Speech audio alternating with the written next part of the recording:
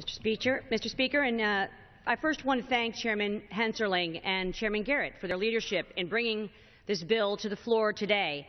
I also want to thank my Financial Services Committee colleagues on both sides of the aisle for their work and support of this bill. Mr. Chairman, in recent weeks, we've been caught up in a fierce debate over the imperiled balance sheet of our nation.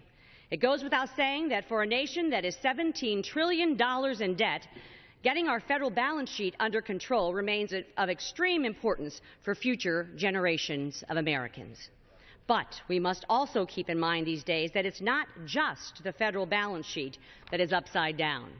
Indeed, the household balance sheet of American families is under some of the greatest stress we've seen in decades. Median household income has declined by $2,400 since the previous recession in June of 2009.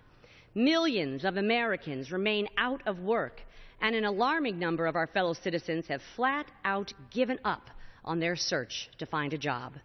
And recent studies have shown that an alarming percentage of Americans do not have adequate savings set aside for their retirement. The fact is that many families in Missouri and all across the country are struggling just to make it to the 15th and the 30th of every month, let alone finding the ability to put something away for retirement or for a rainy day. Regrettably, despite all of these economic challenges, two federal agencies are on a path towards making it even harder for our fellow citizens to save and invest money for the future. At issue are attempts by the Department of Labor and the SEC to increase the liability of financial professionals that provide services to hard-working families all across our country. These new rules are likely to impose tremendous new burdens on Main Street businesses and will take choices away from hardworking families who understand better than anyone else that investments are in their best interest. For example, when the Department of Labor originally proposed the new fiduciary rules in 2010, it was pointed out by several commentators and by Republicans and Democrats in Congress that the likely result would not have been enhanced investor protection.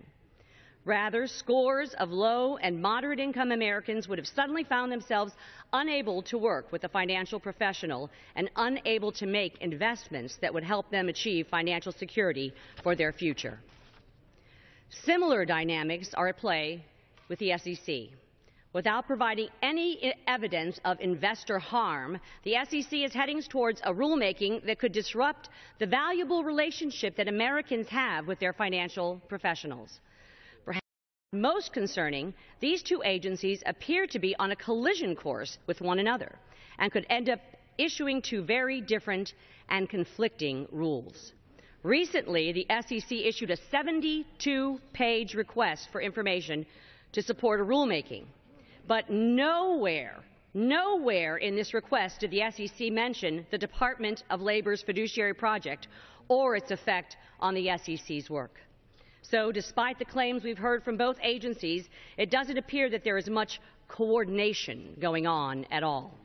This suggests that we are heading toward a situation where rules come into conflict with one another, creating a great amount of confusion and cost for businesses and retail investors. That brings us to H.R. 2374, the Retail Investor Protection Act, which passed the House Financial Services Committee in June by a bipartisan vote of 44-13. To those who are just tuning into this debate, it may help to understand exactly who it is we're talking about when we use the term retail investor. Retail investor could describe two young working parents that are trying to figure out ways to save for that first home.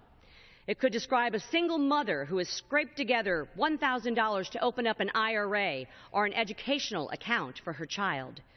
Or it could describe a new dad looking to set up an insurance policy for his family. It is these Americans that will be hurt the most by overbearing and misguided rules that prohibit them from making investments that they both want and desperately need. So, the underlying legislation is quite simple. First, it requires the Department of Labor wait for the SEC to act before issuing new fiduciary rules.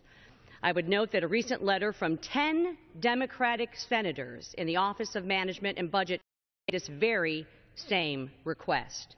Second, the legislation requires the SEC to identify whether investors are being harmed or disadvantaged under current regulations.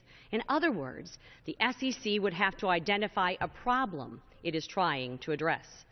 The SEC would also have to identify whether new rules would restrict investor access to financial products and services, and to show that any final rule would actually reduce any confusion investors have over standards of conduct within the industry. In short, this bill brings much-needed checks and balances to a regulatory process gone bad. We must remember what is at stake here. Americans invest trillions of dollars through IRAs, educational accounts, and other investment vehicles. The Retail Investor Protection Act would require that federal agencies act in the best interest of all investors and would go a long way towards preserving access to financial services for Americans of all income levels. I thank my colleagues again for their support, and I urge passage of this bill, 2374. Gentlelady from California.